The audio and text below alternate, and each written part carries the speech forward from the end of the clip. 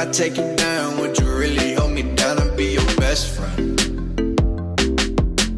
She just wanna hit me with a quickie by the pool. Hi there. In this video, I'm gonna try to give you some ideas and some tips to be a little bit more productive when it comes to producing music or composing music.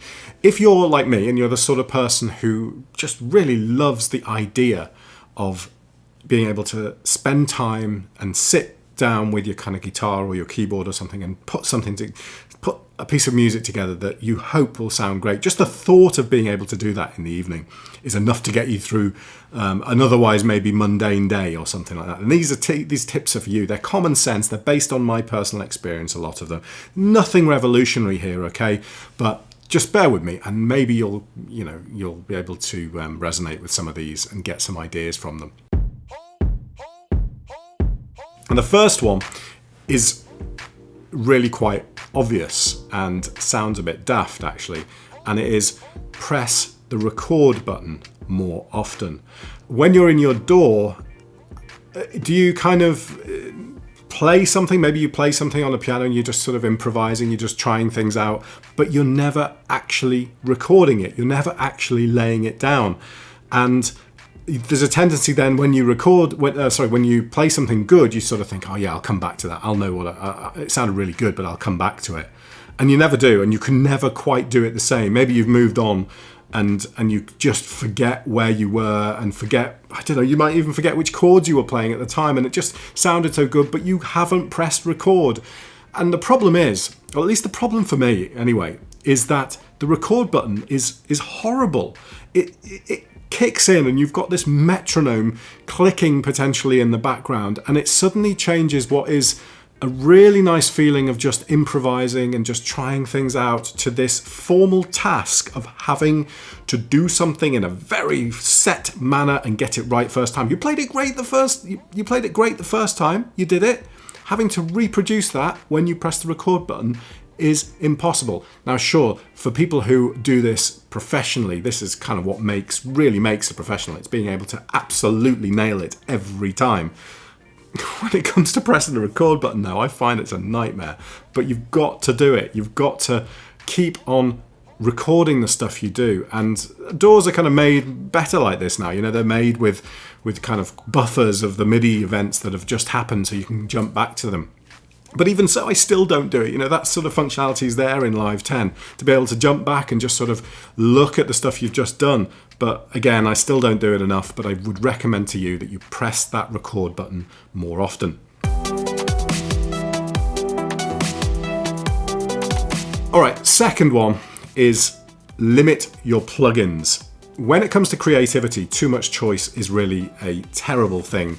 And I know what it's like. You get these kind of Black Friday deals and you get these summer deals, and the temptation to buy just that extra synth is just too great because you're absolutely going to use it. Of course you are. You know, that's the reason that you can justify spending the money, because you know you'll be able to just put this sound in a song, or you'll just be able to include it here or include it there. The problem is that you can end up flicking mindlessly between literally thousands of presets. And that is no good for creativity. Have a go-to plugin, have something, you know, for me, I use Diva a lot, and I know that Diva will provide my synths, it'll provide my pads, and it'll provide my bass. Unfortunately, I don't know how to use it well enough, and I would definitely recommend doing that as well.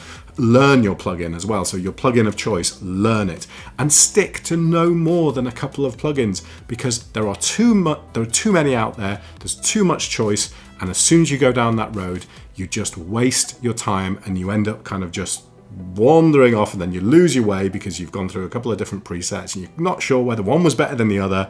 You've lost your way, you get frustrated, lose the will to live, and you just want to close your door as quickly as possible. For me, it's just like, Command Q, get out of it now, I'm doing something else. So limit your plugins, stick to a few, decide which ones they're going to be, and stick to them.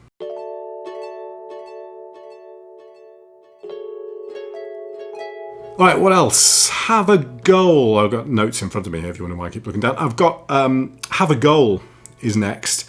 There is a tendency, as I mentioned, to drift when it comes to music. You know, you might just play a few things, you might try a few things out and just try something else. It sounds good.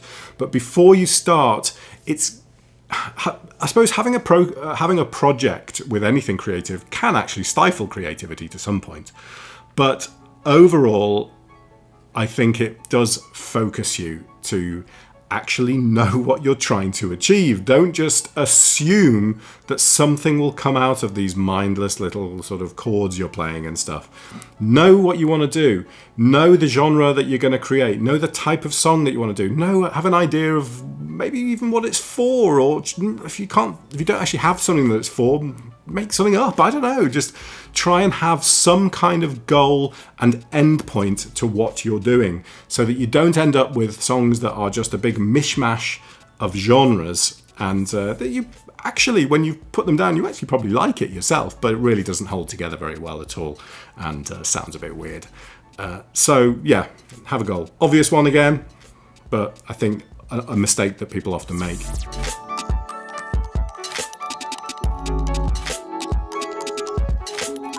Improvise with friends and write down your ideas. If you've never played music with somebody else, I highly recommend it. It is incredibly rewarding. It's just the best thing when you're sat and you've just two of you playing just a guitar, or just two guitars, or maybe a bass and a guitar or something. The just feeling when two people play music together or more is just incredible. And there is nothing better than that feeling to motivate you into doing something more yourself, and getting just being more productive when it comes to music.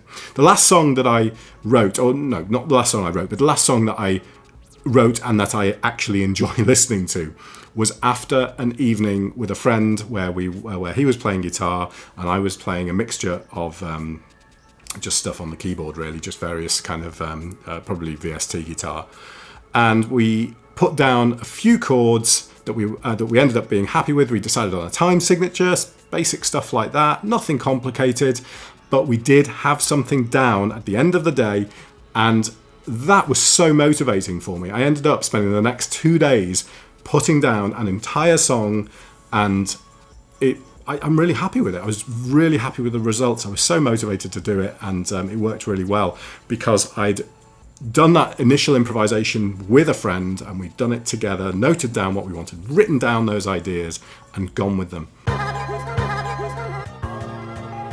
When it comes to writing decent music, gear is not important. As much as you might like it to be, because you want the nicest, kind of newest, shiny keyboard. I'm terrible for that. It isn't important. It's not going to make you a better musician, just as photography, a good camera doesn't make you a better photographer. It really doesn't make any difference. It's not about gear, with possibly one exception, and this is the exception. Use a decent pair of monitors or headphones when you're doing your music. Don't have it on your computer screen speakers, or don't have the speakers sort of sat somewhere else in the room, or have a decent pair of monitors that are positioned well, set up correctly, or have a decent pair of kind of reference headphones that you can use when you're creating your music, because not only does it lead to a better mix because you can hear the levels much, much better in your ears between the tracks, it also just kind of takes you into the zone, really. Sometimes you just put down 3 tracks together, and when you're listening to them on your headphones and they just sound great together, that again is just really a really good motivation to just keep on going. The next one is cancel your Netflix account. Now, this is kind of a bit tongue-in-cheek, really, because obviously it might not be a Netflix account, but I can guarantee there's some distraction that when you have some time available to spend making some music, sometimes it's just easier to do something else. For me, at the moment, it's a case of I've got time in an evening, maybe a couple of hours, to sit there with my headphones on, but I get pulled into a series binge on Netflix, and those 2 hours are gone. That bit of time that I had, those couple of hours. The problem with all this stuff is it takes time. Composing music takes time. Except that if you're from a kind of garage band generation, if you like, where all you're doing is putting building blocks of music together with samples and loops and stuff, then you can usually get something reasonable together in a fairly short amount of time. But that's a different type of production, really. I'm not dissing it at all. There's nothing wrong with it. And as long as you've got a good ear, you can create some fantastic stuff that way. But it is a different type of production, and it takes less time than actually producing and composing music yourself, playing things yourself. That takes time. And if you waste all that time that you have, if you waste those couple of hours that you have by just sort of thinking, oh, actually, I'll tell you what, I'll just watch another episode of this, or I'll just do this. Whatever that distraction is, try and get rid of it somehow. So yeah, cancel your Netflix account, cut access to Netflix on the PC that you do your audio on, something like that. Because yeah, I can guarantee that if I didn't have a Netflix account, I would get so much more done in the short amount of time that I do have in an evening when my children have gone to bed, and then the house is reasonably quiet and I can actually get on with some stuff like this.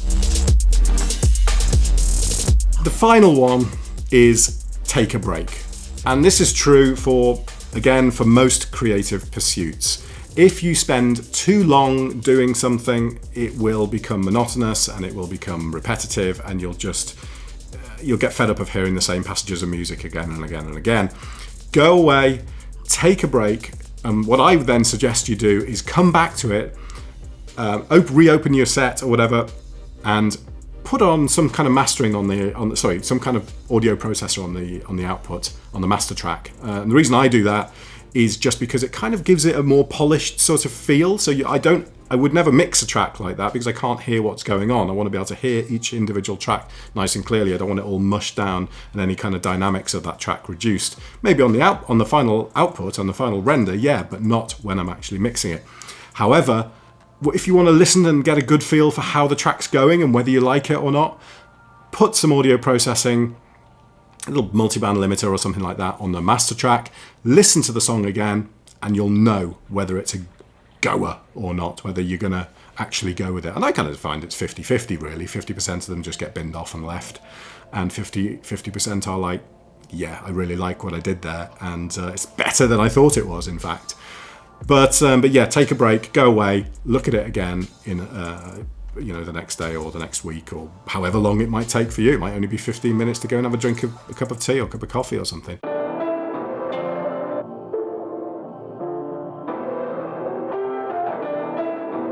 So there we go. There's a couple of ideas.